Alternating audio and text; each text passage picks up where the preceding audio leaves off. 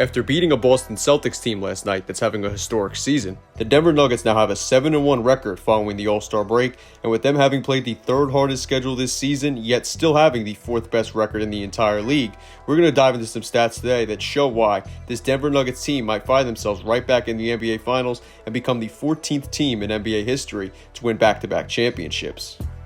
If you guys enjoyed the video though, then please give it a like, and if you're new to the channel, then make sure to hit that subscribe button. So as mentioned, the Denver Nuggets defeated the Boston Celtics last night, grabbing a 115-109 victory in Denver. The Nuggets got great performances out of Jokic, Murray, Gordon, and even second-year player Peyton Watson, who without a doubt deserves more playing time, as he's put up some very great numbers this season in limited playing time, as he's only had 4 games where he's played over 25 minutes. Regardless though, Nikola Jokic strengthened his MVP case even more last night with his 32-point triple-double on 11 for 19 shooting from the field and 10 for 10 shooting from the free throw line.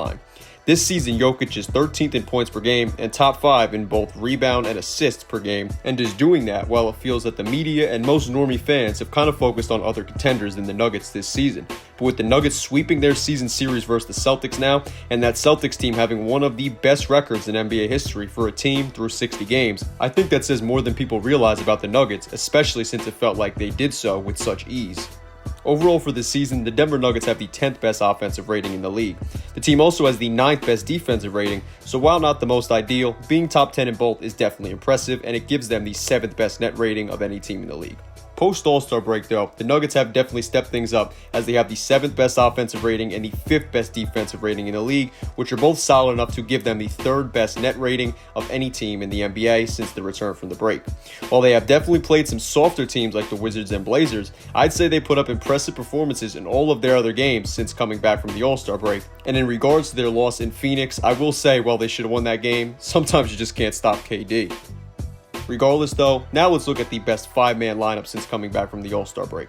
We'll see that the third lineup here is the Dallas Mavericks lineup, coming in with a solid 1.4 plus-minus rating, which is better than the Nuggets lineup. Well, not really the Nuggets lineup, as this Nuggets lineup has Reggie Jackson in it. But if we scroll down here, we'll see the Celtics, Bucks, and Nuggets all coming in with great ratings. And yes, as you can see here, both the Celtics and Bucks have a better plus-minus rating than the Nuggets lineup. But remember, obviously they're in the East and wouldn't face Denver until the finals. If we keep scrolling down though, you'll see there's no other lineups in the entire league other than the Bucks and Celtics lineups that we just showed that have been better than the Nuggets lineup since the All-Star break, which I think really does say a lot about the Nuggets' chances going forward. If we look at the best lineups for the entire season though, not just a small stretch of games, we can see here there's not a single lineup with a rating better than the 5.9 plus-minus rating the Nuggets starting lineup has averaged this season. Well, aside from one team that's on the second page, and that's the Milwaukee Bucks coming in with a 6.2 rating. But it's important to remember this isn't the Bucks lineup including Chris Middleton, who has not played a game since February 6th, yet we assume he will be back for the Bucks playoff run. So we'd have to see how the Bucks would look with a banged up Chris Middleton. Regardless though, that lineup with Middleton does not have a better rating than the Nuggets lineup does, and none of these other lineups have been better than Denver's. So I gotta ask, what's stopping the Nuggets right now? Well, there is one thing I do feel the need to mention, and that is the Nuggets bench. Looking at the best benches in the league this season, statistically, the Nuggets bench comes in with the 9th best offensive rating in the league, so already that's not too bad. However, things get pretty scary for them when you realize their bench has the 7th worst defensive rating in the league and the 6th worst net rating of any benches in the entire NBA, even despite how great their bench has been offensively. So their bench and the loss of Bruce Brown in the offseason definitely might hurt and be one of their downfalls come playoff time. I will say though, it's important to remember back to last year and how crucial Christian Braun was for them come playoff time, with him coming out of essentially nowhere to give them life in some games. And also, I believe the team needs to make sure they give Peyton Watson a key reserve role going forward.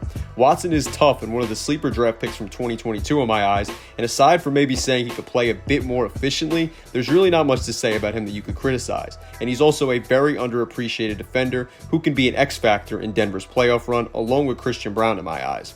And once the rotation shrink down to 8 or 9 players come playoff time, I'm sure the Nuggets running with Jackson, Brown, and Watson as their reserves won't hurt them as much as their poor bench numbers have shown for the season. Regardless though, with the first-seeded Wolves dealing with Towns being injured and the Thunder being a great team, just having the issue of inexperience, I ask really who's going to take down this Denver Nuggets team, aside from potentially the Clippers.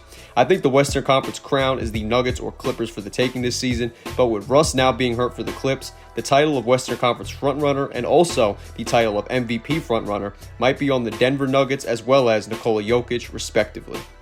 Anyway though, let me know in the comments what you think about the Denver Nuggets, any of their players, or anything related to the topics we talked about today. Of course, if you enjoyed the video, then make sure to give it a like and subscribe if you're new to the channel. Thank you guys so much for watching, and I am out. Peace.